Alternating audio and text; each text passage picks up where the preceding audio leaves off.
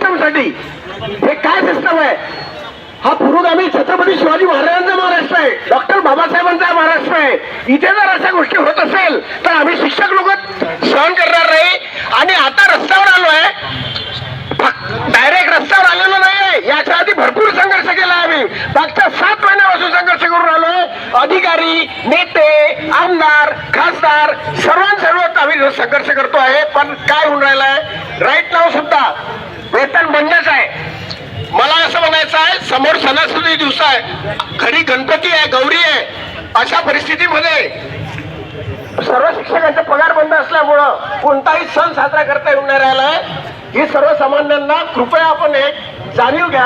आणि हा शिक्षक हा फक्त शिक्षक नसतो, तो पूर्ण समाजामध्ये असतो. कारण आपल्याला आपण जे पोरांना शिकवतो ते सगळे पोरं कुठे ना कुठे समाजातील हिस्सा आहे. आणि तळागाळाची ही विनंती आहे माझी सरकार मायबापला, कृपया जेवढ्या लवकर होते तेवढ्या लवकर आमचे पगार सुरू करा. वेतन आमचे हक्काचे, वेतन आमच्या हक्काचे.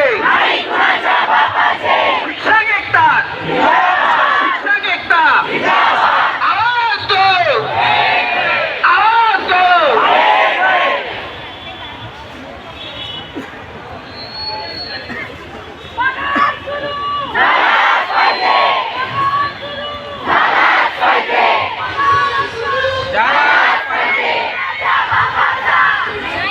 त्यानंतर बघा आपल्याला भोगायला लागत आहे.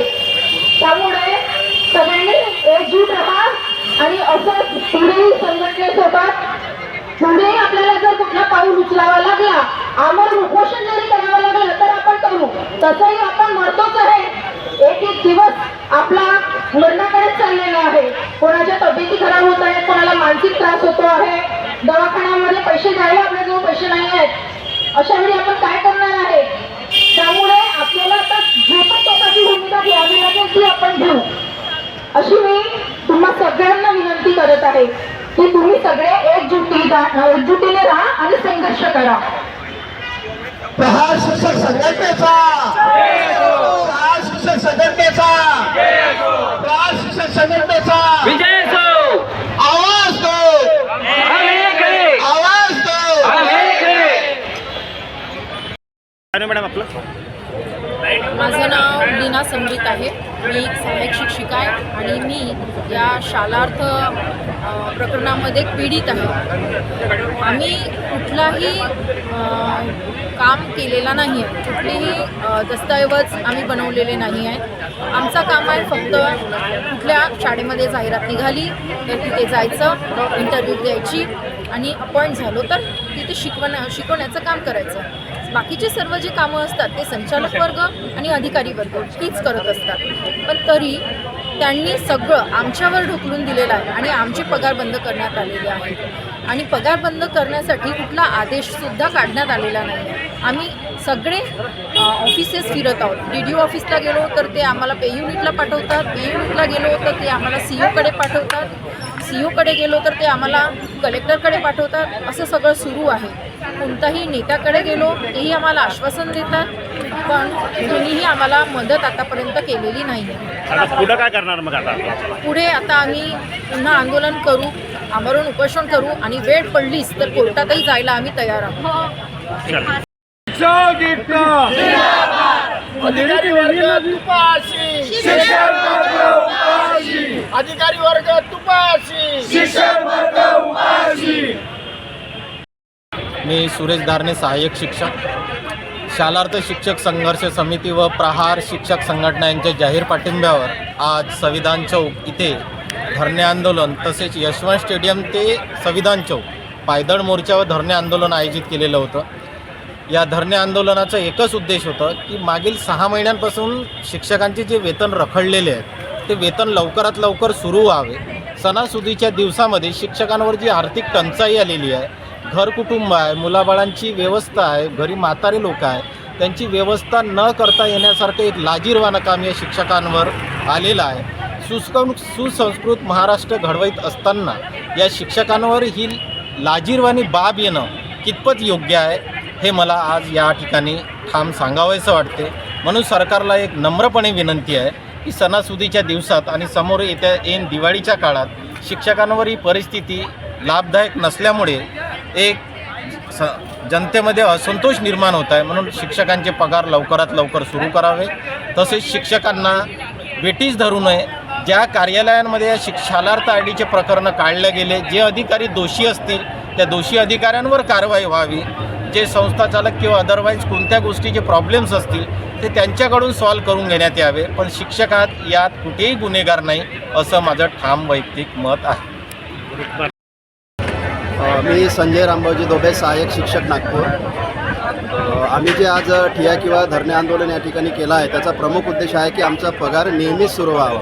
कारण हा पगार जो बंद केलेला आहे त्याच्यामध्ये जे शालार्थ आय डी जे प्रकरण असं म्हणत आहे ते शालार्थ आय डीचा जो प्रस्ताव असते किंवा जो दाखला असते तो हा शिक्षक बनवतच नसतो.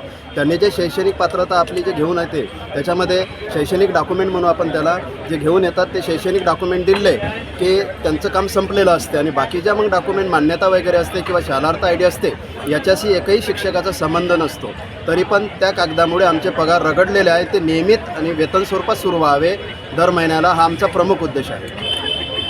समोरची भूमिका हे असेल की आमचा जर पगारच येत नसेल तर पर्यायाने आमचं घरचं नुकसान होऊन राहिलं किंवा आमचा परिवार बरोबर चालत नाही आहे. आणि प्रत्येक शिक्षक हे वेगवेगळ्या भूमिका त्या ठिकाणी घेऊ शकेल. कारण जे परिणाम मानसिकदृष्ट्या आपल्या घरावर आणि आमच्या मनावर होत आहे तो शाळेवर सुद्धा दिसत आहे. आणि आमच्या शिक्षकाची प्रमुख भूमिका हे राहील की जर अशा पद्धतीनं आम्हाला न्याय मिळाला नाही तर आम्ही आंदोलन पुन्हा करू किंवा कोर्टाचा सहारा घेऊ. कारण न्याय आम्हाला हवा आहे आणि तो मिळालाच पाहिजे. आज असं पाहायला गेलं इथे की टीचर लोकांनी भीक मागवा आंदोलन केलं. भीक जमा करून कोणाला तरी देणार आहे तर कोणाला देणार आहे, किती भीक जमा झालं? आता भीक आपण ज्या पद्धतीने या ठिकाणी मागण्याचा उद्देश केला आहे तो आपण राज्य शासन त्याच्यामध्ये अंतर्गत येणारे राजकीय मुद्दे किंवा शासकीय मुद्दे या लोकांना आपण त्या पद्धतीचं भीक आंदोलन या ठिकाणी आपण उभारलेलं आहे.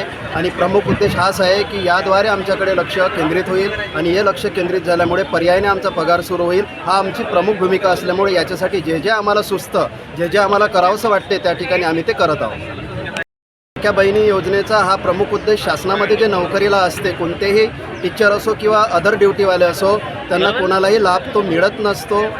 आणि ज्यांनी घेतला असेल तर ते त्यांना परत करावं लागेल. पण जे सरकारी नोकरीवर असतात त्यांना तो लाभ मिळत नसतो.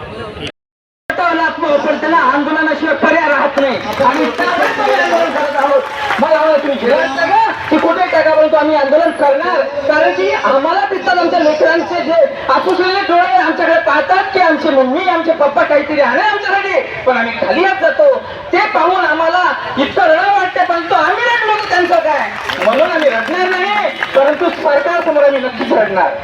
आणि तुम्ही फक्त आम्ही हसतोय आमच्या रस्त्यावर जाऊ नका. उद्या जर एखाद्याने आत्महत्या केली मग रडाल, मग सगळा समाज रडेल आणि समजेल की शिक्षक हा काय आहे, काय चीज आहे. बघा आम्ही शांत आहोत तर शांततेनेच आमचं ऐकून घ्या. आम्ही निवेदन दिली प्रत्येक अपक्ष असो या पक्षातील आमदार असो खासदार संघटनांनाच आम्ही निवेदन दिले आहे. आता आमची हद्द संपलेली आहे. आता आमचं अंत पाहू नका. उद्या शिक्षक दिन आहे या निमित्तानं काहीतरी तोडगा काढा आणि आमचा पगार सुरू करा.